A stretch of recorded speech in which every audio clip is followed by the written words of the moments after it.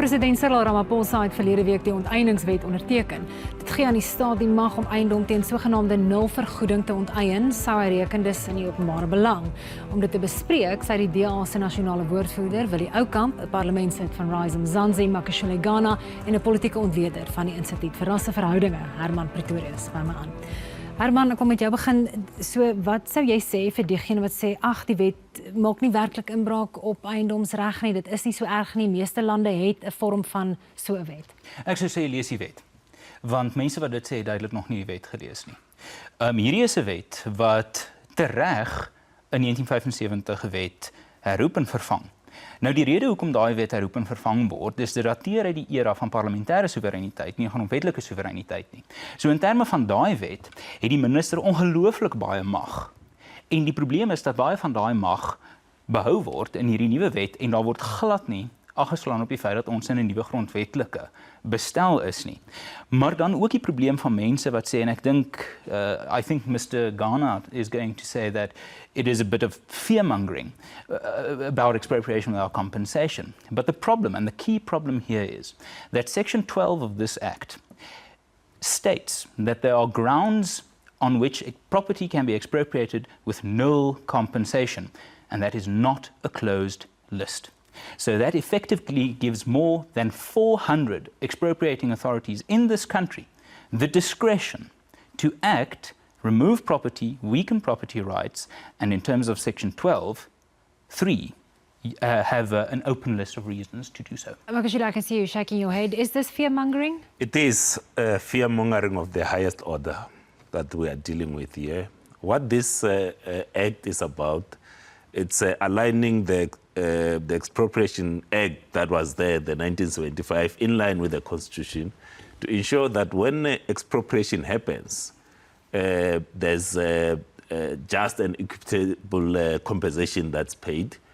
The clause that is referring to, what it does not mention is that there's a category of land, not all land. So if you have a home, I'm afraid if you have a home that you are staying in, if you've got a farm that's currently being used, that you are farming, you are planting whatever you're planting there, that's not subject for a nil compensation. Which section are you referring to? 12(3) of the Expropriation That's Act. the one I'm referring to. Which one are you referring to? That's the one that I'm telling you. But it's an open list. It's fear-mongering. It's not an open list. Your home is not subject to an expropriation without compensation. Your home cannot be. We can look at the Makashule, wording does of the the Act clearly stipulate that homes, farming land, and that does not fall under that list? In terms of expropriation where nil compensation applies to, it will be land that's not used, a land that's abandoned, so wherein the owner cannot be traced. That's the land that's subject to that. If there's a farm that's producing right now, a farmer is planting maize, is planting beans, he has nothing to worry. Because expropriation, wrong. By the way, when Gautrain was built, land was expropriated. Willie will know that in the Western Cape, there was a case, the Western Cape expropriated land so that they can extend a part of the road. ShopRite tried to take the Western Cape government to court, which they did not succeed. So expropriation has been happening. So all these things that investors will run away, they never ran away since 1975. So why will they run away in 2020? Willie, ek wil vir jou vra, hierdie was nou weer eens 'n geval waar John Senhuis en deel het self erken, julle is nie geken daarin voordat die president die wet geteken het nie, selfs met Bella. Is daar enigiets wat julle werklik kan doen om dit realisties teen te staan?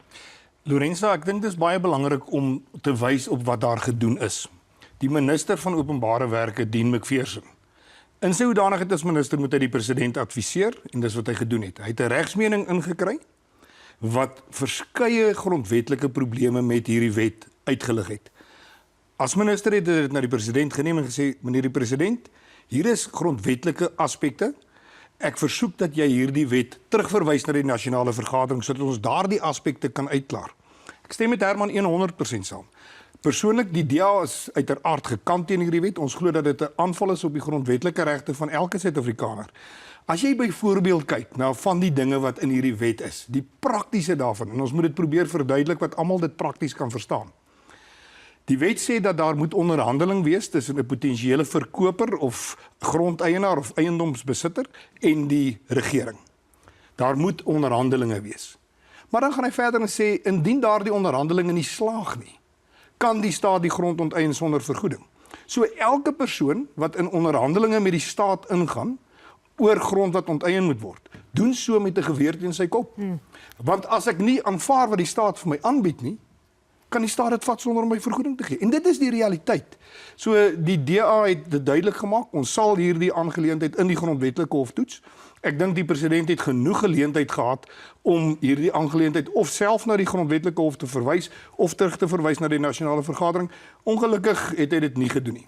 Herman, wat van die argument dat dit wel in ander lande gebeur? Daar word grond onteien om damme te bou, treinspore te lê ensovoorts. Dit is nie 'n vreemde verskynsel nie. Dit is nie 'n vreemde verskynsel nie, maar ek dink die mate van hierdie wet is die probleem. And perhaps I could say this. I think expropriation without of land without compensation is nothing but a way for South Africans to be perpetual tenants on the land of their birth, where the land will be owned by the state. Those words should sound familiar, Mr. Gana. They're yours. You said that in 2018. What in your values have changed that this act, which you opposed back then, a principle that you opposed back then, you are now fine with? If we're going to compare this with international legislation, at least they have closed lists. The countries that have had open-ended reasons for expropriation with nil compensation read like a horror list of the socio-economic disasters of the last century. Venezuela, Zimbabwe, and you want to add South Africa to that list. And in terms of fear-mongering, let me just say, the qualifications which you are Honourable continuing. Ghana... You are continuing the fear-mongering. I'm fear-mongering. You are continuing. But these are fearful facts. Yes. Do you think this government can be trusted in defining public interest? Because that's what it's going to come down Since on. 1975, Loreska, the issue of public interest has been there. Since 1996, when the Constitution of South Africa was adopted, public interest was there. That's why I was telling you, how train was built after 1996, there's no problem. So without this act, so this act isn't necessary for projects like the Gauteng. This is what I'm saying, Herman. You are continuing with this fear-mongering and manufactured outrage that you are continuing. What you are trying to do is fear-mongering. That's what I'm telling you. The Gautrain was built after 1996. It's successful. And before this act? How many roads have been built since democracy? When a mine, minerals are discovered. I was in Breds over the weekend. There's a mine there. There was a farm before the mine was built. Will know that when a mine minerals are discovered and the owners of the farms around that mine don't want to sell the piece of land. But do you think there's no way for this bill to be abused by the government of the day to define public interest in a very narrow way? It can't be, because it's a subordinate to the Constitution. What this act is trying to do is to say the Constitution of 1996 says that land can be expropriated. Let's give guidelines in terms of how are we going to do it. It is shocking for a member of parliament to confuse Herman, ek wil net vir jou vra, Willie, jy weet, julle sê julle gaan alles in julle mag te doen om teen te staan. Maar kon julle in die 7 maande wat die DA nou in die regering van nasionale eenheid is, werklik enigiets doen om beleid te verander?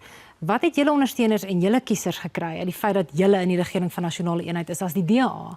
Lorenzo, ons kyk baie keer te vas in wat nie gekry is nie. Kom ons kyk vir 'n slag na wat gekry is. As jy geluister het na minister Gana se mediumtermyn begrotingstoespraak laas jaar, is dit baie duidelik dat DA beleid, privatisering binne in Eskom, die oopstelling van ons spoorvragnetwerk, baie meer werkskepende... Met alle respek, Willie, dit was kwessies wat op die tafel was voor die regering van nasionale eenheid geskep is. Maar dit was nog nooit in beleid deurgevoer nie. Nou het ons 'n minister wat dit in 'n mediumtermyn begroting aankondig.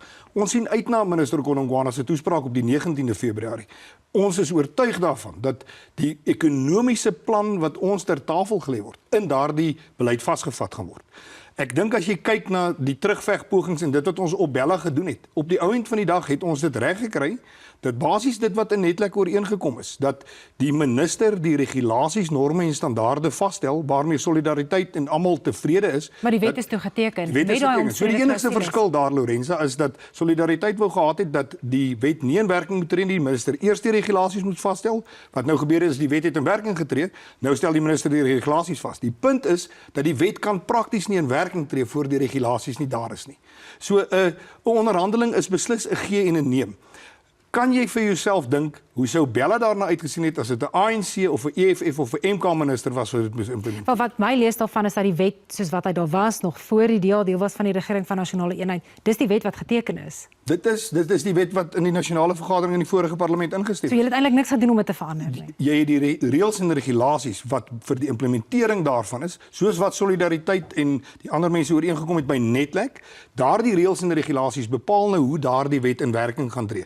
In 'n baie groot mate is dit ook wat hier gaan gebeur. Dean McPherson, die minister van openbare werke, het eerstens gesê dat daar sal geen onteiening sonder vergoeding in sy departement onder sy oog plaasvind nie. En dat hy nou daardie reëls, norme en standaarde sal opstel om dit te verseker. Weereens wat sou gebeur het as dit 'n EFF of 'n MK of 'n ANC minister was, nie? Hermann, Makashule, I want to ask both of you, can you agree that this law, this bill, this act should be tested in the highest court of the land, the Constitutional Court? So Just very shortly. Our position is that if anyone is aggrieved, if anyone believes that this law is unconstitutional, they are within their rights to go to court. But South Africans must live tonight. Those who are watching this program, they must live peacefully, knowing that their house will not be taken, their farm will not be taken. This law is just to bring into effect the Constitution of 1996. So there's nothing to worry about. No fear-mongering must continue. If I'm responsible for fear-mongering, I think Honourable Gana is responsible for ignorance-mongering, because he clearly confuses the Mineral Resources Act with the Expropriation Act, because this act doesn't speak to mineral resources, pardon me.